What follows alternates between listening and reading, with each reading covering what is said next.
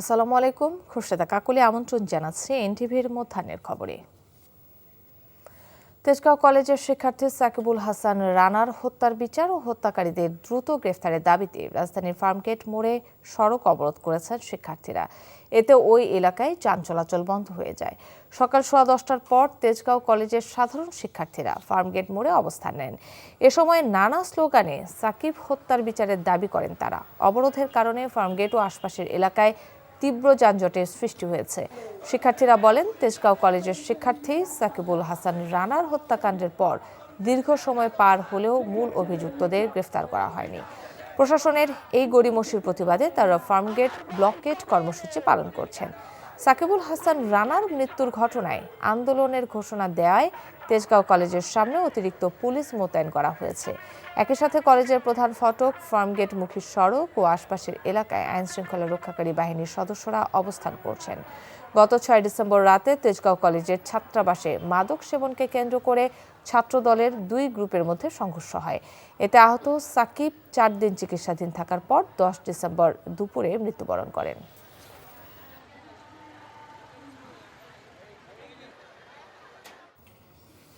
এই মুহূর্তে ফার্মগেটে আছেন আমাদের সহকর্মী আবির আহমেদ। সরাসরি চলে যাচ্ছে তার কাছে।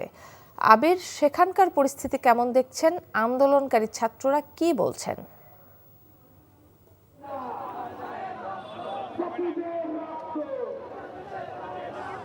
কাকলি, তারা সকাল থেকেই ফার্মগেটের সকাল 10টা থেকে ফার্মগেটের এই মোড়ে তারা অবস্থান নিয়েছে। তারা যেমনটি বলছে যে তাদের সহপাঠীকে হত্যা করা হয়েছে এবং প্রশাসন সঠিকভাবে ব্যবস্থা নেয়নি। প্রায় দীর্ঘ এক মাস পার হয়ে যাওয়ার পরেও সঠিক ব্যবস্থা তারা নেয়নি। এর আগেও তারা এই শাহবাগে বেশ কয়েকবার অবস্থান নিয়েছিল, কিন্তু সঠিক কোনো পদক্ষেপ বা তদন্ত করতে পারেনি পুলিশ বা প্রশাসন, এমন একটি তারা অভিযোগ করছেন। এই কারণেই মূলত তারা এই শাহবাগে অবস্থান করছেন এবং তাদের যে দাবি, সেই দাবি মানা না পর্যন্ত তারা এই শাহবাগে অবস্থান করবেন। কিছুক্ষণ আগে পুলিশের ডিসিডিবি তিনি কথা বলেছেন। তিনি যেমনটি বলছিলেন যে এই ঘটনায় এখন পর্যন্ত 2 জনকে গ্রেফতার করা হয়েছে। আজ সকালেও একজনকে গ্রেফতার করা হয়েছে এবং এর আগে গত মাসেও এই ঘটনার ঠিক পরে গ্রেফতার করা হয়েছে, আরও একজনকে গ্রেফতার করা হয়েছে। এখন পর্যন্ত মোট 2 জনকে, এবং এই ঘটনার তদন্ত এখন পর্যন্ত চলমান রয়েছে। এবং আমি যদি দেখাই যে এই ফার্মগেটের পুরো এলাকা চারপাশ থেকে তারা ব্লকেট করে রেখেছে। এখানে বেশ কয়েকজন, প্রায় 100 জনের মতো শিক্ষার্থী হবে, তেমন যাদের সংখ্যা খুব একটা বেশি তেমনটি নয়। তারা এই আশেপাশের পুরো এলাকা যানজট করে রেখেছে। গত বছরের 6 ডিসেম্বর রাতে তেজগাঁ কলেজের ছাত্রাবাসে মূলত 2 পক্ষের সংঘর্ষে এই ঘটনাটি ঘটে। সেখানে 3 জন আহত হয় এবং সেই ঘটনায় একজন চিকিৎসাধীন অবস্থায় 4 দিন পরে তার মৃত্যু হয়।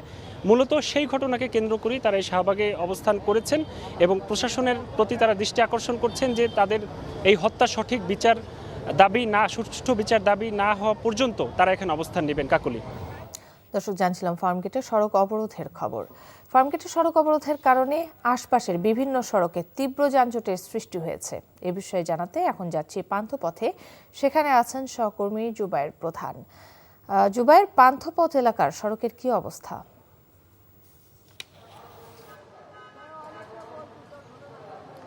কাকলি, আমাদের সহকর্মী আবিরের কাছ থেকে যেটা শুনতে পাচ্ছিলাম যে বেশ কিছু এলাকায় তারা আন্দোলন করছেন এবং এর প্রভাবে পুরো আমরা যে পান্থপথ এলাকাতে আছি দেখছেন যে গাড়ি কিন্তু এরকমভাবে দাঁড়িয়ে রয়েছে দীর্ঘ সময় ধরে, প্রায় 40 মিনিটের বেশি সময় ধরে এখানে এভাবেই এক জায়গাতেই কিন্তু রয়েছে এই গাড়িগুলো। আমরা কিছুটা সামনে যেমনটা দেখতে পেয়েছি যে সার্কফোরা এলাকায়, সেখানেও পুলিশ সহ আইন শৃঙ্খলা রক্ষাকারী বাহিনীর সদস্যদের ব্যাপক সংখ্যক সদস্য তারা উপস্থিত রয়েছেন এবং সেখানেও কিন্তু যান চলাচল সেটি কিন্তু বন্ধ রয়েছে।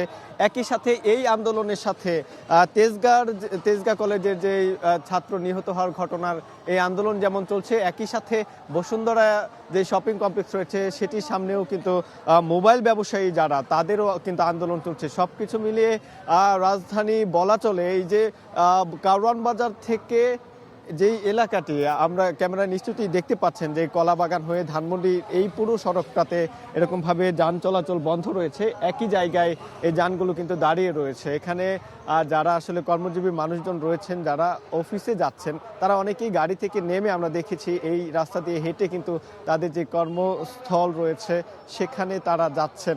এবং পুরো এই ফার্মগেট শাহবাগ এলাকায় আমরা যেমনটা দেখতে পেয়েছি সেখানেও যেমন কোনো প্রকার যান চলাচল করছে না, একই সাথে কারণ বাজার থেকে ধানমন্ডি কলাবাগান পান্থপথ যে এলাকাটি রয়েছে, যে রাস্তাটি রয়েছে, সেখানেও কিন্তু যান চলাচল একেবারেই করছে না। এবং সেটি কিন্তু আমি অপর পাশের রাস্তাটা যদি একটু দেখাতে চাই, যে দুই পাশেই কিন্তু এরকমভাবে যান কিন্তু একদম যেগুলো রয়েছে সেগুলো কিন্তু এক জায়গাতে এরকমভাবে দাঁড়িয়ে রয়েছে, সামনে যাওয়ার কোনো সুযোগ নেই, আন্দোলন চলছে। এবং আমরা যেটি দেখছি যে পান্থপথ সহ তেজগাঁর যে আন্দোলন, তেজগাঁ কলেজের শিক্ষার্থী মৃত্যুর যে ঘটনা, সেটির যে আন্দোলনের প্রভাব পড়েছে রাজধানী ঢাকার সড়কগুলোতে, যান চলাচল একদমই কিন্তু স্থগিত রয়েছে, সামনের দিকে কিন্তু যেতে পারছে না। তো কাকলী পান্থপথ থেকে এই ছিল আমার কাছে সবশেষ। দর্শক, জানছিলাম ঢাকার সড়কে যানজটের খবর। ত্রয়োদশ জাতীয় সংসদ নির্বাচনে প্রার্থীদের মনোনয়ন যাচাই বাছাই শেষ হচ্ছে আজ। সকাল থেকেই চলছে মনোনয়ন যাচাই বাছাই, যেখানে প্রার্থীদের মনোনয়নপত্রের তথ্য সঠিক আছে কিনা, হলফনামায় যেসব তথ্য দেওয়া হয়েছে তার সঠিকতা, আয় ব্যয়ের হিসেব ঠিক আছে কিনা, এসব তথ্য যাচাই করে প্রার্থীদের বৈধতা দেওয়া হয়। কোনো তথ্যে অসঙ্গতি থাকলে সেই প্রার্থীর মনোনয়নকে বাতিল করতে পারেন রিটার্নিং কর্মকর্তারা। নির্বাচন ঘিরে এরই মধ্যে বেশ কয়েকদিনে অধিকাংশ আসনের প্রার্থীদের মনোনয়ন যাচাই বাছাই কার্যক্রম শেষ হয়েছে।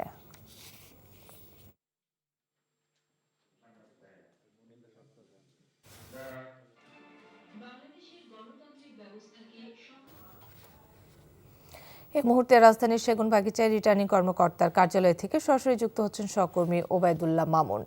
মামুন, মনোনয়নপত্র যাচাই বাছাই আজ শেষ দিনে হেভিওয়েট প্রার্থীদের কার কার বিষয়ে সিদ্ধান্ত দিয়েছেন রিটার্নিং কর্মকর্তা?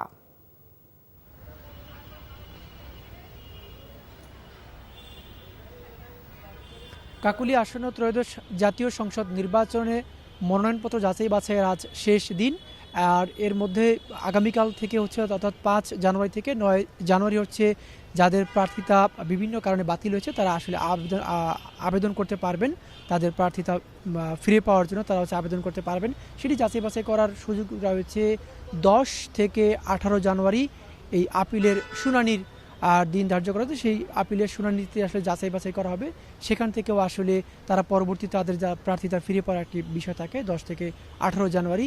আর এর মধ্যে অর্থাৎ যদি এই পর্যন্ত এই ঢাকা বিভাগীয় যে কমিশনার কার্যালয়, ঢাকার যে 20টি আসন রয়েছে, এই 20টি আসনের মধ্যে 238 জনের প্রার্থীর মধ্যে 161 জনের প্রার্থিতা বৈধ ঘোষণা করেছে বিভাগীয় কমিশনার কার্যালয় রিটার্নিং কর্মকর্তা, এবং 81 জনেরটা হচ্ছে বাতিল করা হয়েছে। আর যাদের প্রার্থিতা বাতিল করা হয়েছে এদের মধ্যে বেশিরভাগই, যেটি কমিশনার কার্যালয় থেকে বলা হয়েছে, যে 1% যে ভোটারের সই, স্বাক্ষর, নাম, ঠিকানা সংগ্রহ করতে হয় প্রার্থীদের, সেই জায়গাটাই মূল গলদ থাকার কারণে কিন্তু রিটার্নিং কর্মকর্তা তাদের প্রার্থিতা বাতিল করেছেন। এবং এটি সংশোধন করার একটি অপশন রয়েছে, সেটি হচ্ছে 5 জানুয়ারি থেকে 9 জানুয়ারি এই প্রার্থীরা নতুন করে তাদের প্রার্থিতা ফিরে পাওয়ার জন্য আবেদন করতে পারবেন, এবং 10 জানুয়ারি থেকে 18 জানুয়ারি এই আপিলের শুনানি হবে। বিভাগীয় কমিশনার কার্যালয় থেকে আমার কাছে ছিল সবশেষ। দর্শক, জানছিলাম মনোনয়নপত্র যাচাই বাছাইয়ের খবর। এবার খুলনা থেকে সরাসরি যুক্ত হচ্ছেন সিনিয়র করেসপন্ডেন্ট আবু তৈয়ব। তৈয়ব, শেষ দিনে মনোনয়ন যাচাই বাছাই কার্যক্রমের অগ্রগতি কতদূর?